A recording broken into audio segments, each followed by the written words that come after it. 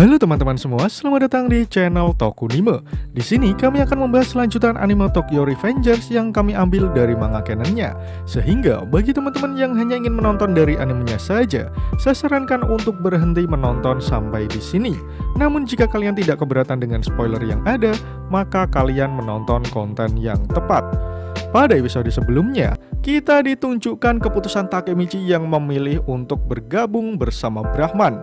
Ia berpikir jika bekerja sama dengan Brahman akan membuat tujuannya lebih cepat tercapai, karena Brahman juga mempunyai tujuan yang sama. Namun kejutan muncul ketika Takemichi baru menyadari jika Kawaragi Senju adalah seorang wanita. Ia sangat terkejut karena satu dari 3 dewa adalah seorang gadis yang manis. Kejutan lain muncul ketika tiba-tiba Takemichi mendapat penglihatan masa depan Senju yang suram. Apa yang sebenarnya terjadi? Bagaimana kelanjutan ceritanya? Mari langsung saja kita bahas alur cerita Tokyo Revengers episode kali ini.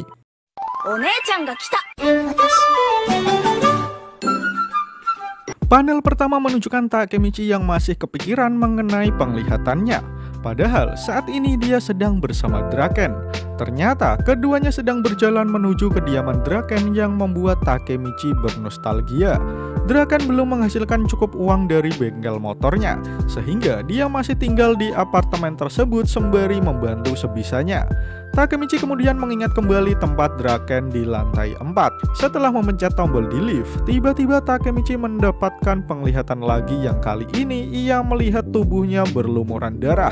Tetapi sesaat kemudian ia tersadar dan tidak ada apa-apa di bajunya.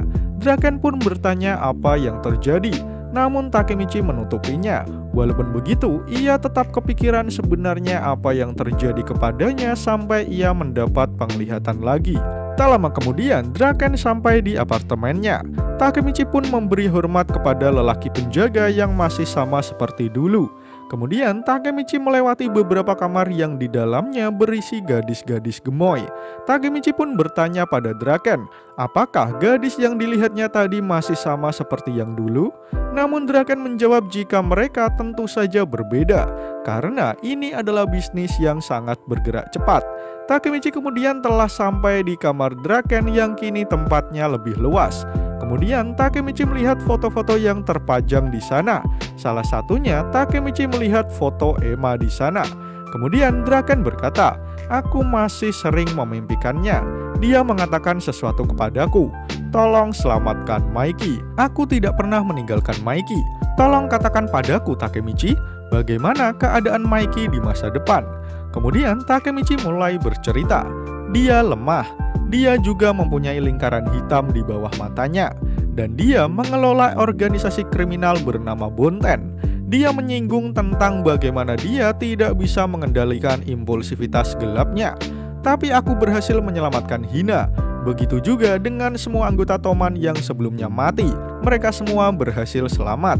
Maiki berjanji padaku 2 tahun yang lalu, aku akan melindungi anggota Toman dan juga Hina sampai hari dimana kita bertemu lagi 12 tahun nanti.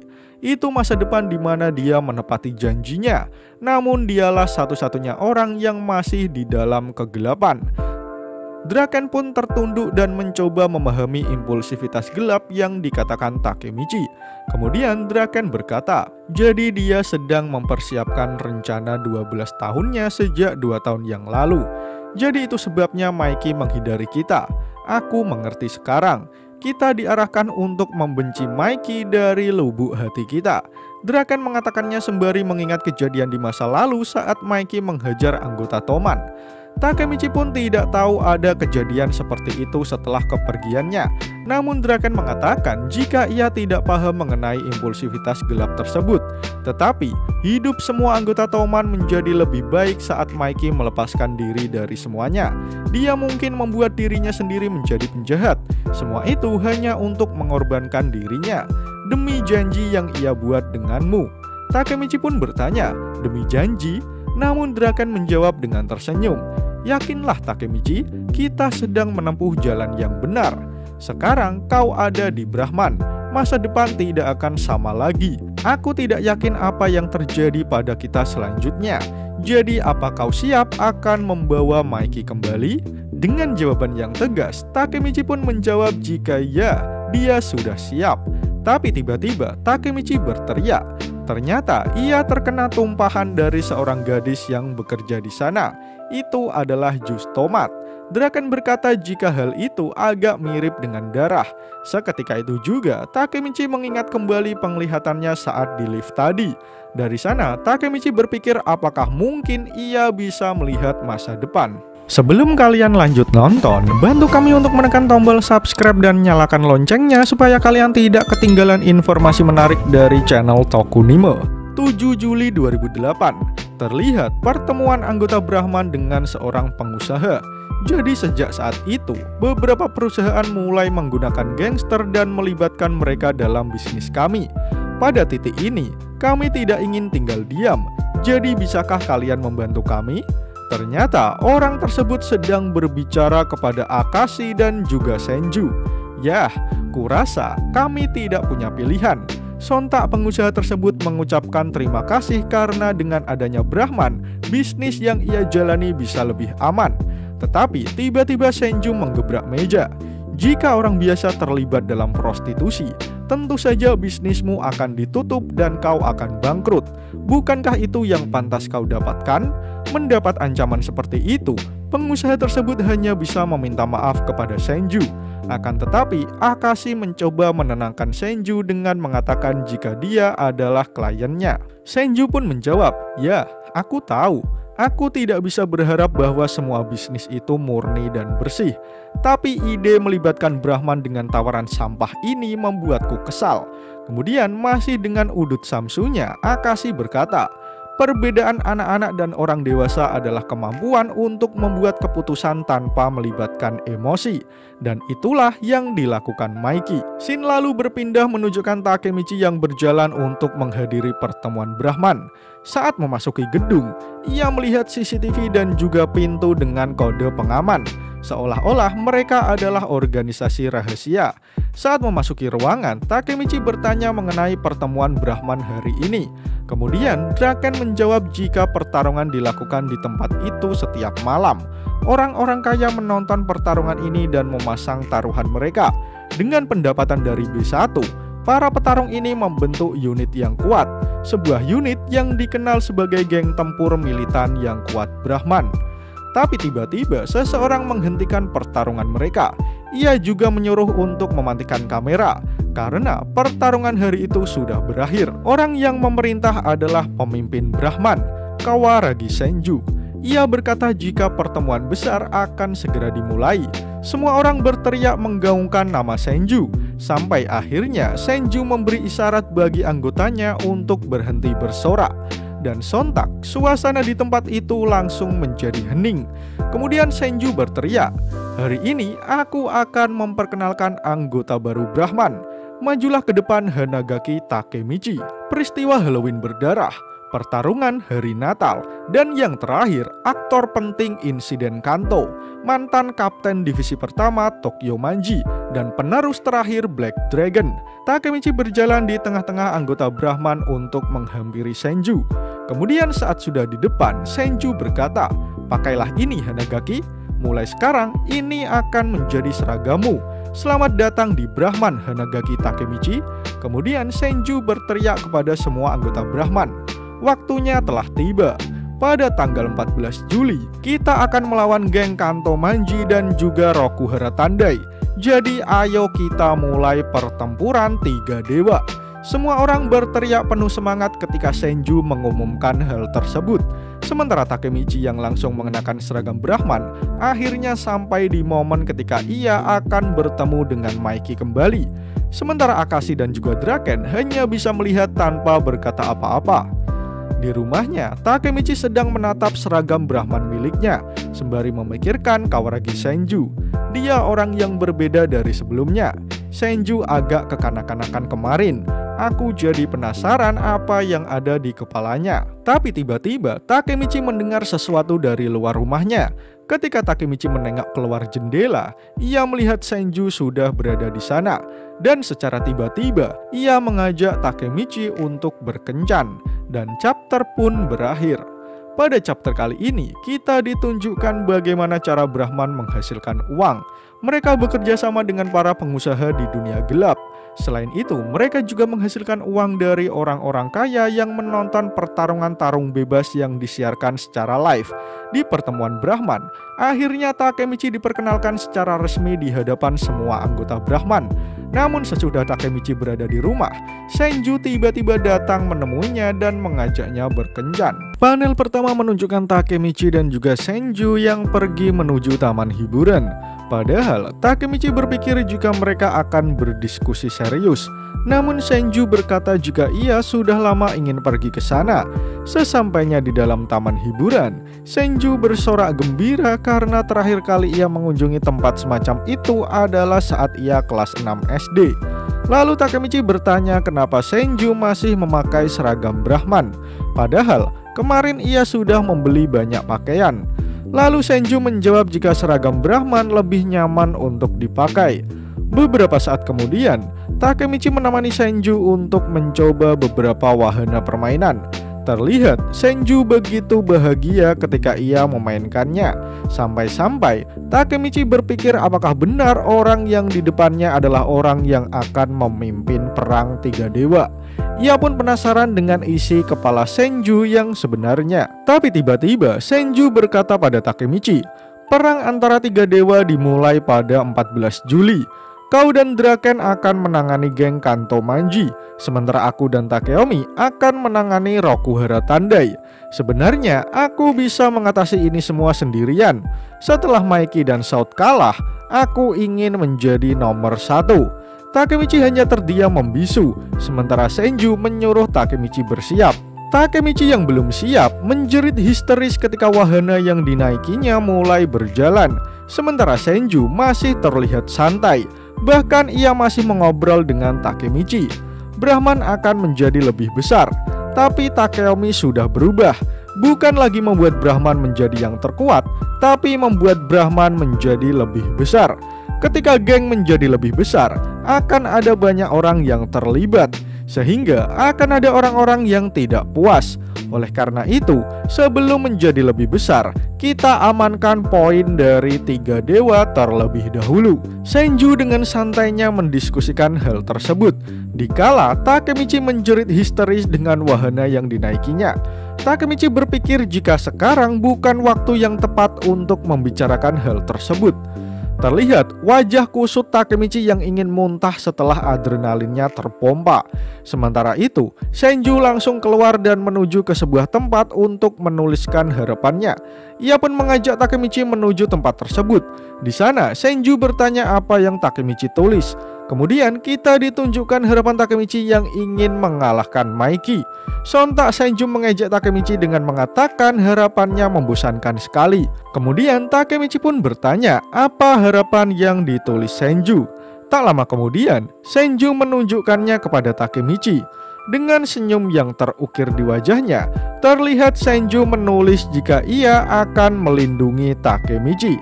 Takemichi pun berpikir jika Senju adalah orang yang belak-belakan. Sementara Senju berkata jika ia tidak pernah melakukan ini sebelumnya. Oleh karena itu, Senju pun berkata pada Takemichi, "Bisakah kita menjadi teman, Takemichi?" Tak butuh waktu lama, Takemichi pun menjawabnya, "Ya, tentu saja Senju."